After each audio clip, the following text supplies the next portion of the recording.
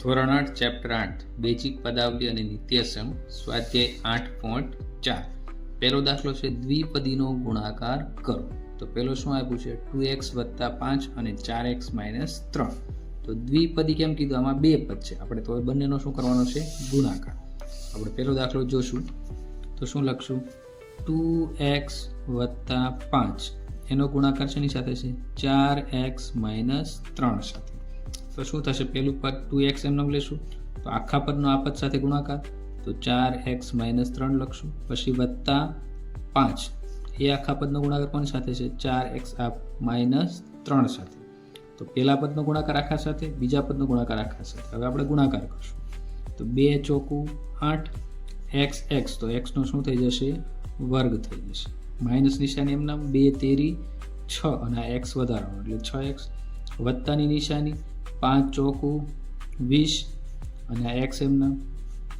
વત્તે ઓછે ઓછા તો 5 તેરી 15. હવે જો સજાતીય પદ સરખા પદ કયા છે? આ બે પદ 6x અને 20x. તો આપણે એનું શું કરશું? બાદબાકી. તો માઇનસ પ્લસ શું થઈ જશે? માઇનસ. તો 20 માંથી 6 કરશું તો કેટલા વધશે? 14 વધશે. તો શું લખશું? 14x - 15. તો આપણો શું થઈ ગયો? Final answer. બીજો દાખલો છે y - 8 અને 3y - 4. તો આનો ગુણાકાર કરવાનો, તો આપણે પહેલા લખશું y - 8 ગુણ્યા 3y - 4. તો y નો ગુણાકાર આખા પદ સાથે, તો y બાર લખશું. 3y - 4 આ બીજું પદ આપણે આખું લખી નાખ્યું. પછી -8 એની સાથે 3y - 4 આખું પદ લખ્યું.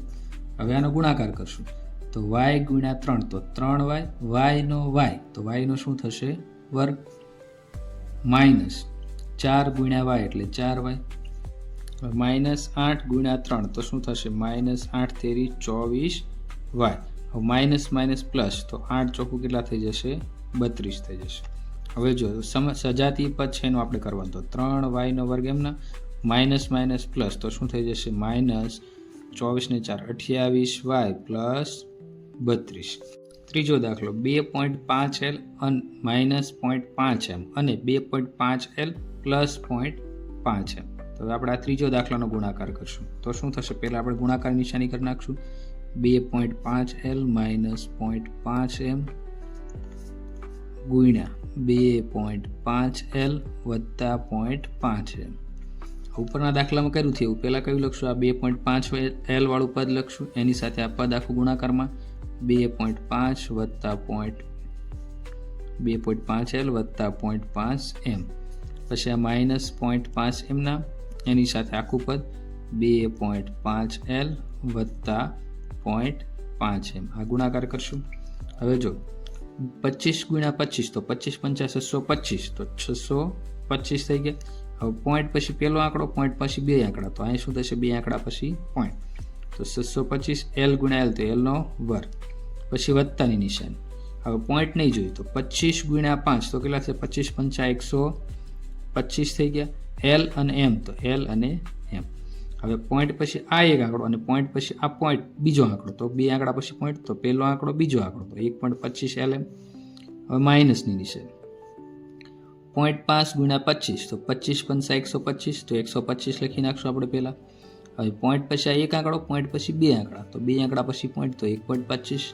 જો તમને આ રીતે ના આવડે તો તમારે ગુણાકાર અલગથી રફમાં કરવો પડે. અને આ એલ છે એમના પ્લસ 0.5 તો 55 25 થશે.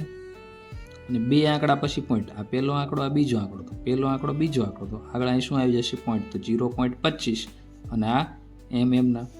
હવે સરખા સરખા પદ છે આપણે જોશું તો 6.25 l નો વર્ગ એમના વત્તા 1.25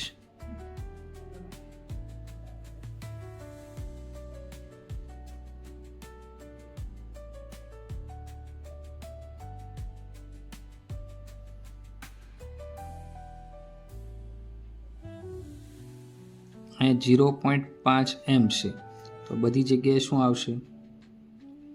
અહીંયા m થઈ જશે, અહીંયા શું દેશે? એમનો વર્ગ. તો સરખા પદ છે એ આપણે જોઈ લઈએ. તો અહીંયા શું છે? 1.25 lm 1.25 lm.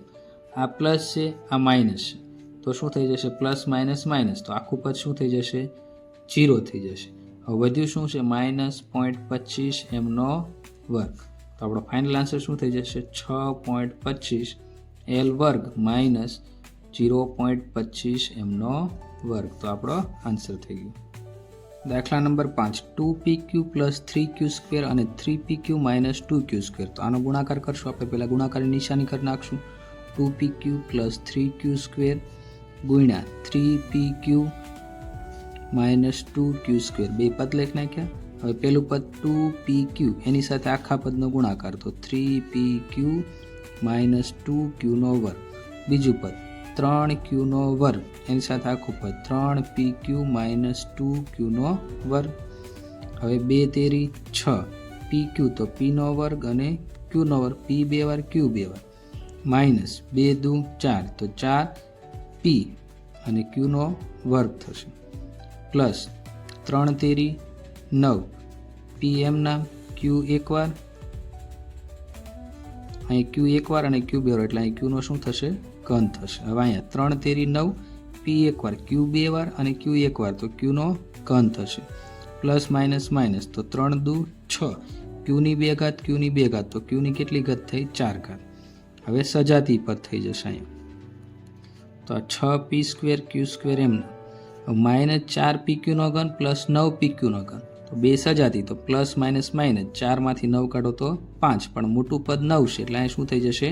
પ્લસ pq નો ઘન એમના અને છેલ્લું પદ એમના 6q ની 4 ઘાત. તો આ આપણો ફાઇનલ આન્સર. દાખલા નંબર 6 3/4a² વત્તા 3b² અને 4 (a² - 2/3b²). આ બંનેનો આપણે શું કરવાનો? ગુણાકાર. તો 3/4a² વત્તા 3b² ગુણ્યા, હવે જો 4 વાળું પદ છે એનો પહેલાં આપણે અંદર ગુણાકાર કરી દઈશું, a - 2/3b નો વર્ગ. હવે આ પેલું પદ આપણે એમ નામ લખી નાખશું, 3/4a² વત્તા 3b નો વર્ગ. આ લખી નાખ્યું એમ. હવે જે 4 હતા એનો ગુણાકાર કરી દઈએ અંદર, તો 4a નો વર્ગ માઇનસ 4 દુ 8/3b નો વર્ગ. આ પદ આપણે લખી નાખશું 3/4a નો વર્ગ એની સાથે આખું પદ લખી નાખશું 4a વર્ગ માઇનસ 8/3b નો વર્ગ, પ્લસ બીજું પદ 3b નો વર્ગ, પ્લસ એની સાથે આખું પદ લખી નાખશું 4a નો વર્ગ માઇનસ 8/3b નો વર્ગ. હવે આનો ગુણાકાર શું થશે? 3 ચોકું 12, 12a વર્ગ, સોરી a વર્ગ એટલે એની કેટલી ઘાત થઈ જશે? 4/4 એમના, માઇનસ 8 તેરી 24 (4 તેરી 12), 3 8 24, 4 તેરી 12. હવે a વર્ગ અને b વર્ગ, તો અહીં શું થશે? a વર્ગ અને b વર્ગ. હવે પ્લસ 3 ચોકું 12, 12a વર્ગ b વર્ગ. હવે માઇનસ પ્લસ માઇનસ, તો અહીં માઇનસ 3 8 24 (3 એમના), b વર્ગ તો b ની ટોટલ કેટલી ઘાત થશે? 4 ઘાત, કેમ કે 2 ઘાત અહીંયા 2 ઘાત અહીંયા એટલે 4 ઘાત થઈ. હવે જે છેદ ઉડતા ઉડાડી નાખશું અહીંયા, તો 12 ની જગ્યાએ 4 ગુણ્યા 3 લખી શકીએ આપણે, તો 4 4 કટ.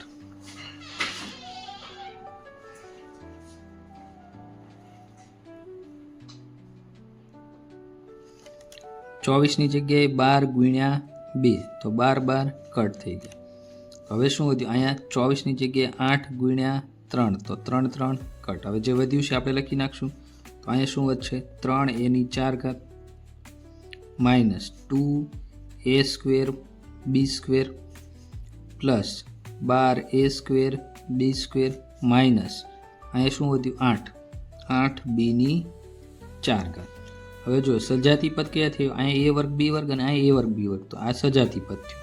તો આ 3a ની 4 ઘાત એમ નામ લખી નાખશું, માઇનસ પ્લસ માઇનસ, મોટું પદ પ્લસ છે તો પ્લસ 12 માંથી 2 કાઢો તો 10a² b² અને છેલ્લું પદ 8b ની 4 ઘાત. તો આ આપણો શું થઈ ગયો? ફાઇનલ આન્સર થઈ ગયો. સ્વાધ્યાય 8.4 નો દાખલા નંબર 2 ગુણાકાર શોધો. એમાં પહેલું છે 5 - 2x કૌંસ પૂરો, બીજો 3 વત્તા x. આ બંનેનો આપણે શું કરવાનો? દ્વિપદીનો દ્વિપદી સાથે ગુણાકાર જોશું આપણે અહીંયા. તો પહેલાં શું લખશું? 5 - 2x ગુણ્યા 3 વત્તા x. હવે પહેલું પદ 5 લખશું, એની સાથે આખું પદ લખી નાખશું 3 વત્તા x. બીજું પદ -2x એની સાથે આખું પદ 3 વત્તા x. હવે ગુણાકાર 5 તેરી 15 વત્તા 5 ગુણ્યા એક્સ એટલે 5x ઓછા 2 તેરી 6 6x ઓછે વત્તા ઓછા 2 એમના એક્સ એટલે એક્સનો શું થઈ જશે વર્ગ. હવે સજાતી પદ આપણે જોઈ લઈશું. અહીંયા 5x અને 6x સજાતી પદ છે તો 5 માંથી 6 જશો પ્લસ માઇનસ માઇનસ તો શું વધશે x અને મોટું પદ કયું છે આ માઇનસ વાળું તો માઇનસ 1x અથવા 1 ન લખો તો ચાલે. તો અહીંયા 15 એમના 15 માઇનસ x અને આ માઇનસ 2x તો 15 માઇનસ x અને માઇનસ 2x વર્ગ આપણો આન્સર. બીજો દાખલો છે x વત્તા 7y. બીજું પદ છે 7x માઇનસ y. બંને દ્વિપદી છે અને ગુણાકાર તો x વત્તા 7y ગુણ્યા 7x ઓછા y. હવે આનો આપણે ગુણાકાર કરશું તો પહેલું પદ x એની સાથે આખું પદ લખી નાખશું 7x ઓછા y. બીજું પદ વત્તા 7y એની સાથે આખું પદ લખી નાખશું આપણે 7x ઓછા y. x ગુણ્યા x એટલે x નો વર્ગ અને આ 7 એમના માઇનસ x ગુણ્યા y એટલે xy વત્તા 7 49 xy માઇનસ y ગુણ્યા y એટલે y નો વર્ગ અને આ 7 એમના. હવે સજાતી પદ કઈ થઈ જાય xy વાળા તો આ 7x વર્ગ એમનામ લખી નાખશું. આ માઇનસ આ પ્લસ માઇનસ પ્લસ માઇનસ મોટું પદ 49 એની આગળ પ્લસ નિશાન એટલે પ્લસ 49 માંથી 1 બાદ કરો અહીં કાંઈ ના હોય તો એકડો થશે તો 48xy અને આ માઇનસ 7y નો વર્ગ એમનામ રહેશે. ત્યાર પછી ત્રીજો દાખલો a વર્ગ વત્તા b અને બીજું a વત્તા b સ્ક્વેર. આ બંનેનો આપણે ગુણાકાર કરશું તો પહેલા ગુણાકારની નિશાની કરી નાખશું એમની બેની વચ્ચે ગુણ્યા a વત્તા b સ્ક્વેર. પહેલું પદ a વર્ગ એની સાથે આખું પદ ગુણાકારમાં a વત્તા b સ્ક્વેર. બીજું પદ પ્લસ b એની સાથે બીજું પદ આખું a વત્તા b વર્ગ. તો a વર્ગ એક વાર અને a તો એની ટોટલ ઘાત કેટલી થઈ એનો 3 ઘાત 2 અહીંયા અને 1 અહીંયા 3 થઈ. પછી a વર્ગ ગુણ્યા b વર્ગ તો શું થશે a વર્ગ અને b વર્ગ વત્તા a ગુણ્યા b તો અથવા b ગુણ્યા a તો ab વત્તા b ની 1 ઘાત b ની 2 ઘાત તો b ની ટોટલ 3 ઘાત. આ આપણો શું થઈ ગયો ફાઇનલ આન્સર. દાખલા number 4 p square minus q square. આ પહેલું પદ એને ગુણાકાર કોના કરવાનું છે 2p પ્લસ q સાથે તો આપણે પહેલા ગુણાકાર લખી નાખશું p square minus q square ગુણ્યા બીજું પદ 2p પ્લસ q. હવે ગુણાકાર તો p સ્ક્વેર લખી નાખશું એની સાથે આખું પદ 2p વત્તા q. બીજું માઇનસ q વર્ગ એની સાથે આખું પદ 2p plus q. p square અને p તો p નો ઘન થઈ ગયો અને આ બગડો એમનામ આગળ વત્તા p સ્ક્વેર ગુણ્યા q તો p square q minus q વર્ગ અને p આ બગડો તો 2 એકા 2 એટલે 2 એમનામ p q વર્ગ માઇનસ q પ્લસ q તો આ માઇનસ થશે q વર્ગ અને q એટલે q ની કેટલી ઘાત થઈ ગઈ 3 ઘાત. તો આન્સર શું થઈ ગયો 2p ઘન plus p square q minus 2pq square અને q નો ઘન આ આપણો ફાઇનલ આન્સર.